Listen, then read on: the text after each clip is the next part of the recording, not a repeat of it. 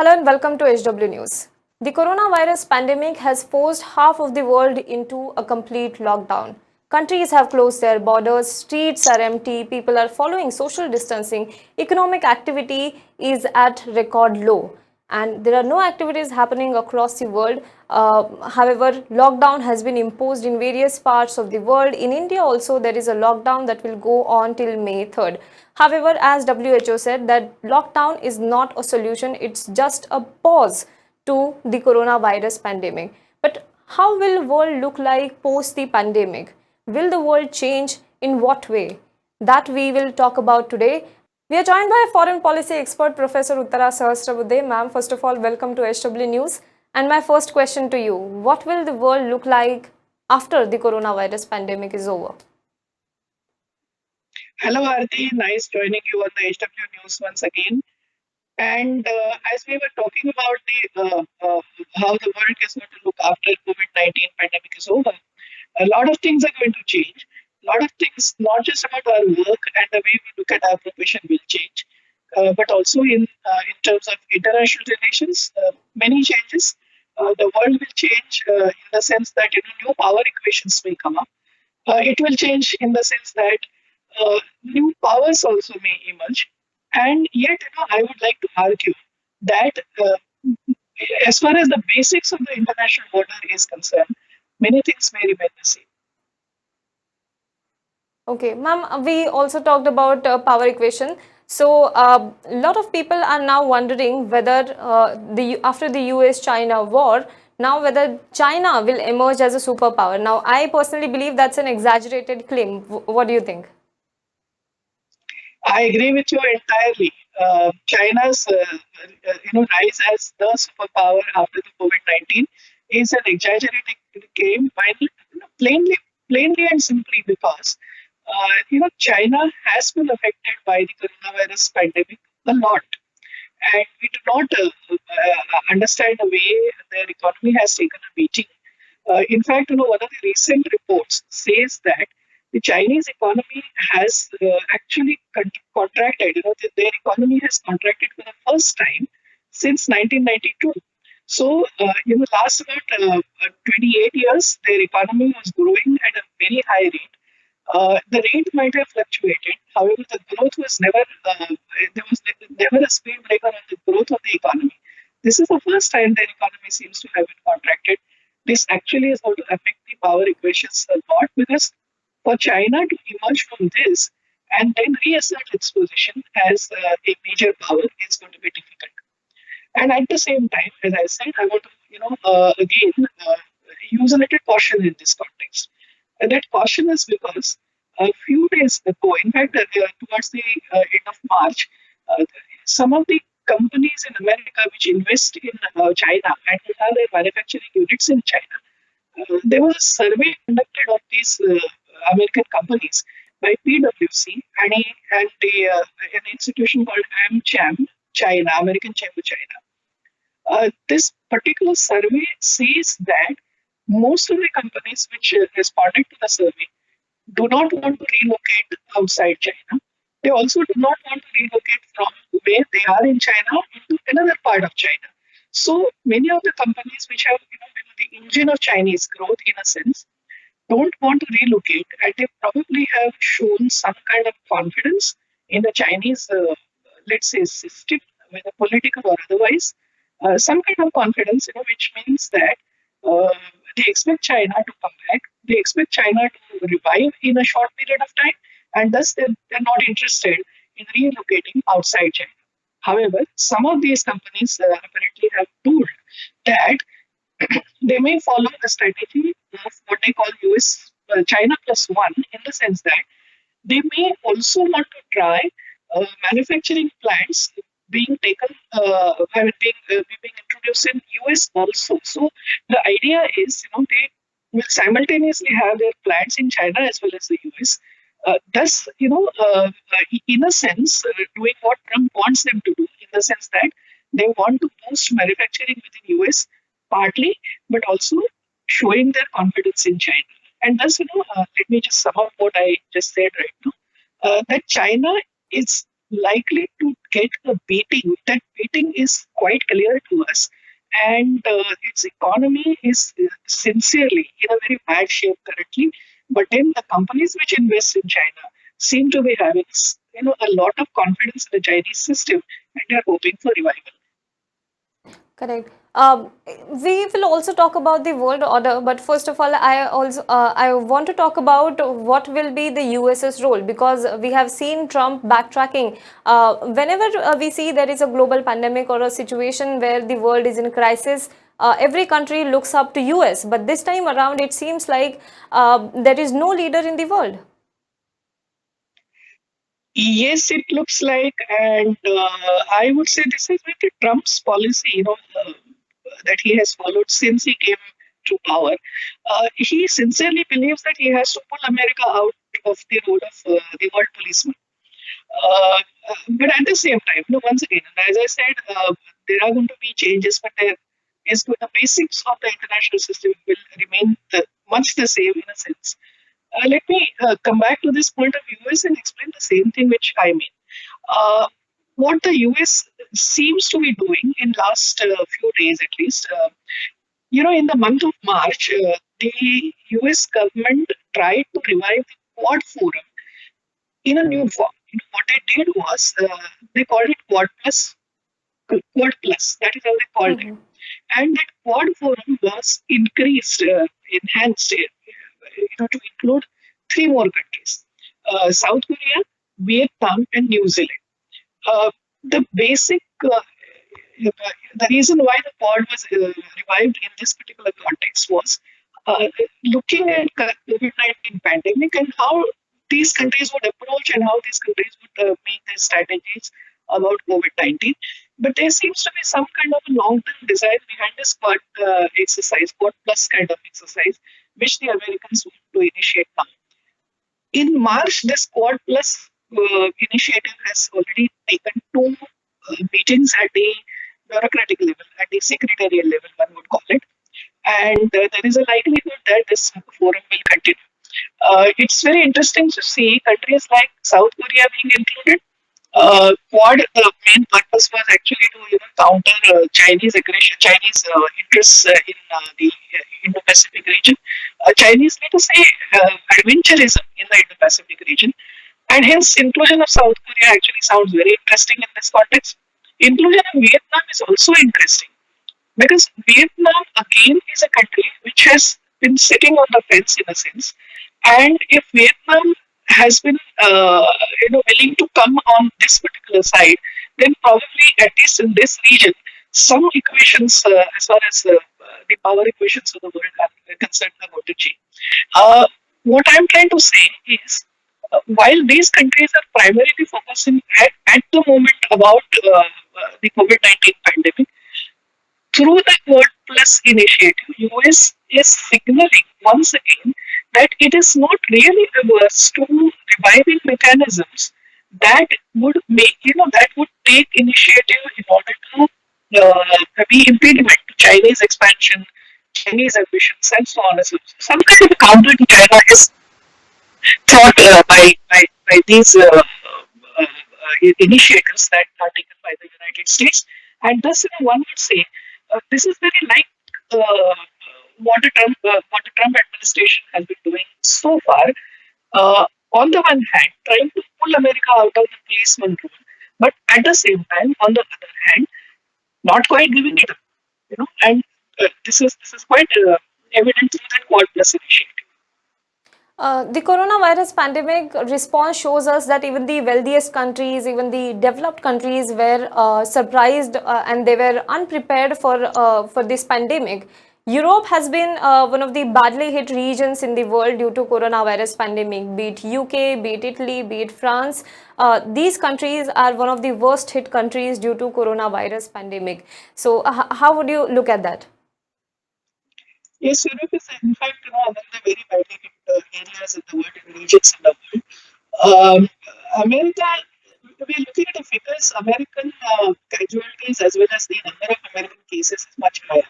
Correct. But if you put the European figures together, I mean, if you simply put Italy, Spain, and the UK and France together, I think those figures are more than the US figures, the US figures Correct. of COVID cases as well as the casualties. It's also surprising to see that these countries, which are known for, firstly, their health systems, because they take a lot of pride in saying that their health systems are very good, as well as, secondly, their welfare state. And they have taken, they have been affected, in a much worse manner than a number of Asian countries, to put it that way. These Asian countries, in the absence of any kind of, let's say, very good health infrastructure, except for a few countries like Singapore, most of the Asian countries do not have it. And yet, you see that European countries have taken a beating, which actually means that, if the power equations are going to change post COVID 19, I think one of the most affected regions in the world is quite likely to be Europe, because European economies are being affected due to this pandemic. They were already not in a very good shape even before the pandemic. And for the European economies as well as Europe as a region to come out of this, it's going to take a long time. As well as the effects of Brexit, the process which is not yet complete, are going to tell upon Europe. And I will not be surprised if there are some aggravated tensions, or some more tensions within the European Union as a group of countries as well, because this is something which is pulling Europe apart, and closure of the borders, closure of trade, all is going to tell very badly on Europe as a region in the world. One of the main, part of the international relation is the diplomacy. How do you think that COVID-19 pandemic will change the diplomacy between the countries? I think the techniques may change. Uh, Very interestingly, we have seen that what you call the use of internet and video conferencing for conducting diplomatic meetings. Hmm. Our Prime Minister Narendra Modi actually tried it. When he addressed the SAARC countries' heads Correct. of government. The same was tried by the G20 later. The same was tried by various other forums. Even the Quad Plus meeting, which I mentioned, actually, that was a Hmm. meeting held at video conferencing by using the techniques of video Hmm. conferencing. So, as far as the techniques are concerned, yes, that we may see some kind of a change. And in the let's say absence of normal travel across the world. The possibility of travel being restricted by a number of countries. Possibly, this technique of diplomacy, will emerge as a possibility of replacing the old technique of diplomacy, of either bilateral or multilateral talks, which are face to face. But beyond this, I think much of the diplomacy as such, as we know it today and as we call it today, is unlikely to change. I mean, so some new use of technology is one possible change I can see, but the core of diplomacy may possibly not change. There are speculations that power centers will change after the COVID-19 pandemic, and where the countries place themselves, that we will only know after the COVID-19 pandemic is over.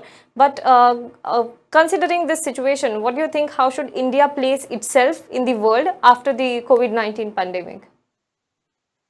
You see, India also is one of the countries which is very badly affected. Our economy has been perhaps affected more than many other countries in the world, more than even our Asian peers, and that is going to tell upon our ability to steer out. However, if we have to take some clue out of what Prime Minister Modi was saying the other day, he has expressed an ambition of emerging as a major, let us say, a major part of the global value chain post COVID 19. This is a good ambition. This is a good intention that he has expressed. But I think we will have to make a number of policy changes in order to emerge like that. What's important is, if we really have to emerge as an important part of the global value chain, we will have to open up our economy in a major way, open up for investment, open up also for trade, because unless investment comes into India, manufacturing sector will not because manufacturing is one of the worst affected sectors at the moment. It is not going to revive until we have foreign investment coming in, and we allow the countries to come and boost that same Make in India project, Hmm. the dream project of the Prime Minister. We have seen that on the one hand, when we talk about Make in India and bringing investment into India, in the last couple of years, the government seems to be drifting away from it. I think the government will have to do some kind of rethink about its policy towards trade, its policy towards foreign investment. Unless we, make changes into that, the economy may not revive. And if the economy does not revive, I think it is going to be very difficult for India to emerge in the same position as it was, say, before January 2020, when the COVID-19 pandemic actually broke out. We will have to do efforts. We will have to take, serious efforts and make concerted policies, economic policy as well as our diplomacy will have to go hand in hand and play an important role. But most important is we will have to repair the damage that is caused to our economy, and it's only then we can think about how do we emerge out of this crisis.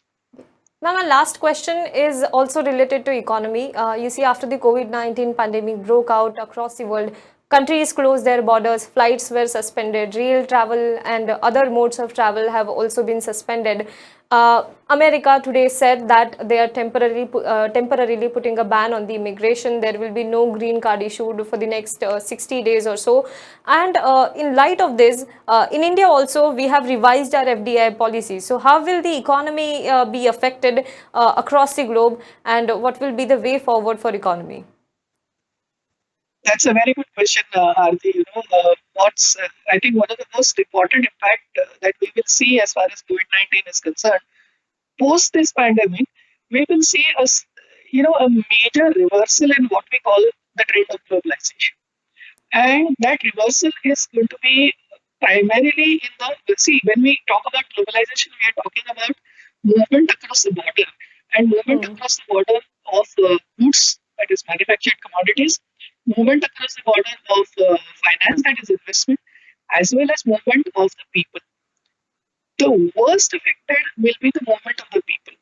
And it is not only because our say apprehensions about travel in the near future. It's also about, as you very rightly pointed out, the checks on the borders, the walls that are being erected by every country today, because we are not allowing people to come in and go out, and that is going to affect the combination. Let's say the way the world workforce is formed is going to be very differently affected and is going to look completely different from what it was prior to January 2020. And yet we can see some opportunities in this, some opportunity in the sense that, while the people are not moving from one country to the other, and this movement is being restricted, I think most countries would still want to continue to get investment moving and also to get commodities moving. Because unless countries start trading with each other, they will have no hopes of coming out of any kind of economic disaster. And it is in that sense we can see some kind of a different outlook of economy, in the sense that we can see probably likely to see a scenario where manufacturing within the countries and investment coming from abroad. This could be the policy of many countries, but definitely many Asian countries I can see. And second point that I want to make in this context is the difference that we are going to see is where we will have let us say some kind of change in the current international division of labor. That means some kind of changes are likely to take place in the global chain, the global value chains.